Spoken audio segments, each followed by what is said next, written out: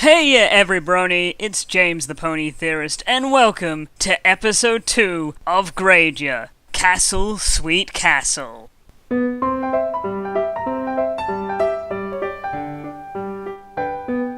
Okay, let's get straight into this, and this week I'll be grading animation, comedy, writing, side characters, the song, even though it was split into two parts, it still counted as one song, continuity! Precious continuity, character designs, now this will be a bit different than last week's, and the newest segment, questions. Well, the animation in this episode wasn't like episode 1. It wasn't, we were getting new stuff, but it wasn't with new characters. We were seeing the characters we know and love do weird and different things, from the banister slide with Pinky into the balloons, her hanging up the streamers, Rainbow Dash's different, her touche line, how that was animated was really, really nice. After Spike's massage from Bulk Biceps, aka Snowflake, that was very interesting. There was a few different things that just really caught my eye, and that's why I'm going to give this one an A. Just a flat A.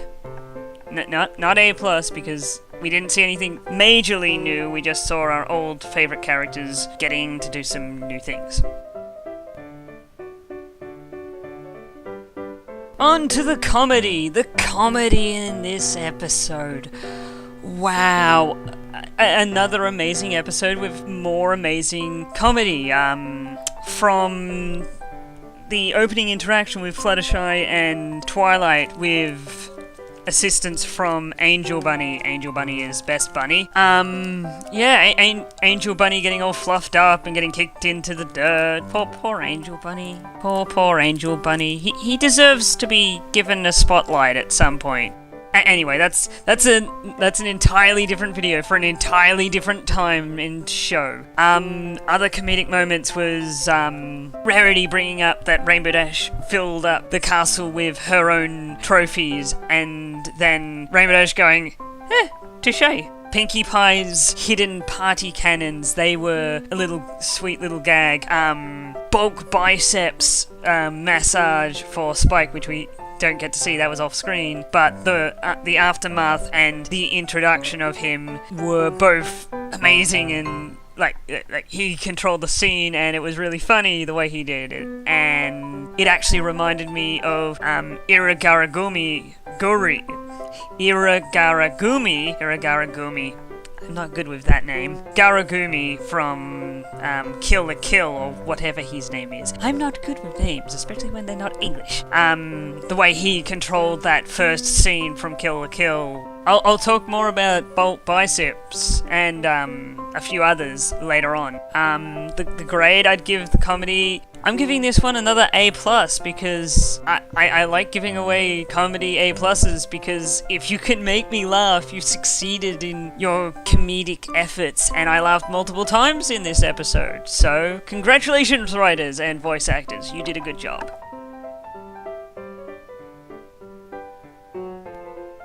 Now, the writing. Oh, the writing. I actually had to watch this episode twice because I didn't know what I was going to talk about the first time round. And the first time I watched it, I thought the writing wasn't that good, but then after watching it a second time and actually being able to pay attention to it, because I did get called away for a little bit, I actually liked the writing. It got better. Some of the characters some of the things that I thought were stupid, I went, oh wait, no, that isn't stupid, because the main six were like, oh, we're going to do this our way and make it for us, which was blindingly obvious. And they actually went, oh good, Spike actually called us on that. We were hoping someone would mention it, but we didn't want to hurt each other's feelings. And the interaction between Spike and Twilight was amazing, especially when they saw Golden Oak's library. It just the writing was good. It was solid. I was originally gonna give it a C, but I'm upping that to a B. Yeah, a nice B.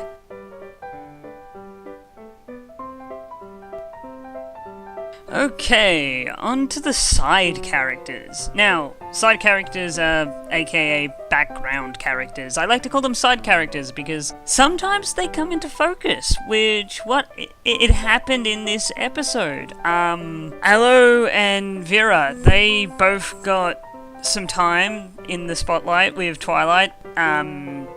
And we got to see a new hairstyle on Twilight. We also got to see Bulk Bicep, and he actually apparently works in the spa as a deep tissue masseuse.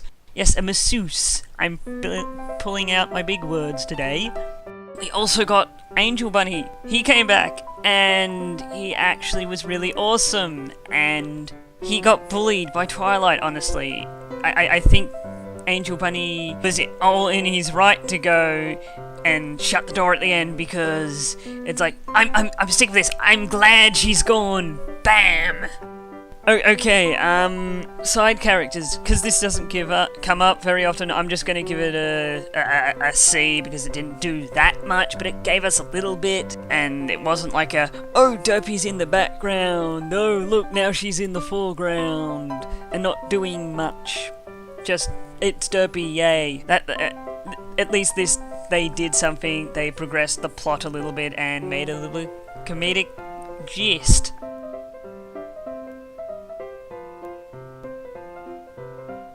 The song was okay. At first, before the reprisal, I was like, it's okay. And the song, it got caught in my head eventually, and I'm still humming it along between recording this episode, and then when the reprisal came, I was like, oh, this is much better. You kind of need to listen to them in a continuous arc to go, oh, that's actually really good. Not just, oh, that's okay, and not too great. And what I love is, it's once again, in this season, there's a trend of songs actually progressing the plot. That's 2 out of 2. One more and we can start a drinking game, me and Silver Quill. Anyway, I'm gonna give this an A. And I was fairly impressed with this. No, not an A. That's too much. B+. There. B+.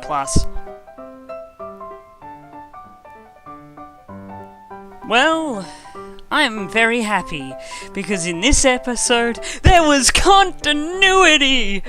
Oh, my precious, precious continuity. Okay, here's the continuity counter. 1. Angel Bunny is still kind of mean, but it can be nice on occasion. 2. Twilight isn't the best at expressing her emotions. 3. Spike is still massively in love with Rarity. 4. And Rarity knows this. Quite clearly she knows this, and she manipulates him. 5. Pinky is still Pinky, but that doesn't really count. But something I can add into this, and that would be 6. Rainbow Dash is getting less of an ego. I know! She's actually learning that she can be an egotistical person, pony, thing. Anyway, is there any more? Nope, no, not really. None that I can think of. You know what? I'm happy that they had a bunch of continuity nods to previous episodes and seasons, so I'm gonna knock this one to a B. Yes, a B. Oh look, there goes a B. Okay, on to one of my favorite things, and that is designs. Now, in this episode, we didn't get much in the way of new designs, but we got a few cool things, like, the different designs on the actual interiors of the main Six's house. Like, we've never really been inside Rainbow Dash's house until now, and we get to see it, and it's like a shrine to her and her athletic ability, and the Wonderbolts, which we kind of expected. It still looked cool. For the rest, we kind of just got to see more of it. We got to see inside the Quill and Sofa shop, finally. More of the... I think we got more of the spa.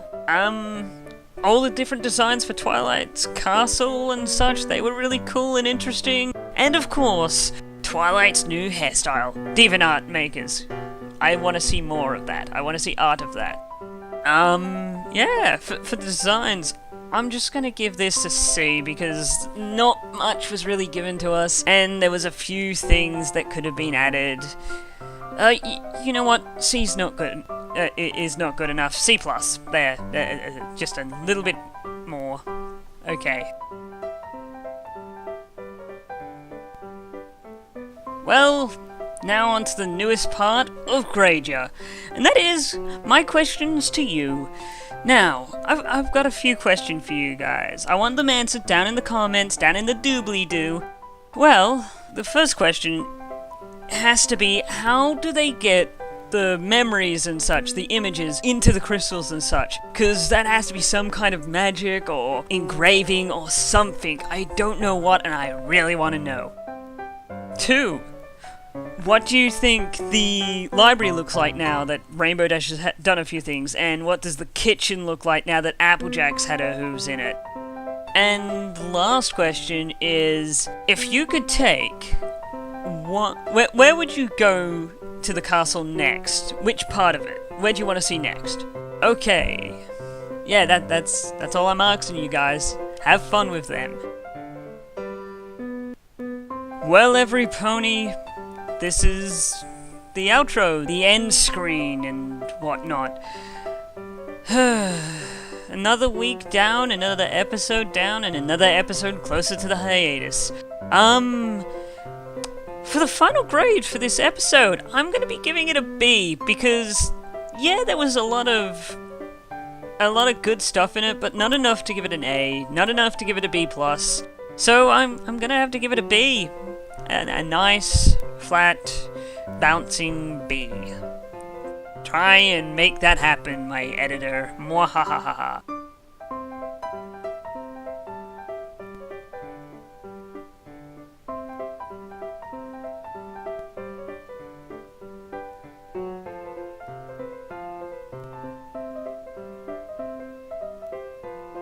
Oh, and also, do you like the little bouncing me? Isn't he adorable?